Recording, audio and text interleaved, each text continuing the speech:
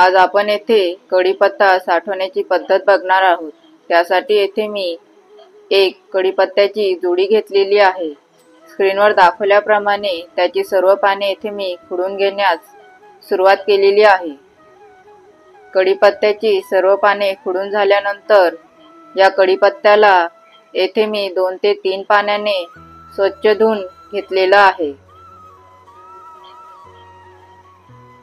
स्वच्छ धुवून झाल्यानंतर त्याच्यातलं सर्व पाणी येथे मी चाळणीच्या साहाय्याने काढून घेऊन या कढीपत्त्याला 15 ते 20 मिनिटं छान निथळू दिलेला आहे आणि उन्हामध्ये 4 दिवस कंटिन्यू वाळून घेतलेला आहे। पत्ता वाळून झाल्यानंतर त्याच्यातली खराब पाने येथे मी काढून घेतलेली आहेत। हा वाळलेला कढीपत्ता आपण भाज्यांमध्ये, डाळीमध्ये तडक्यासाठी वापरू शकतो।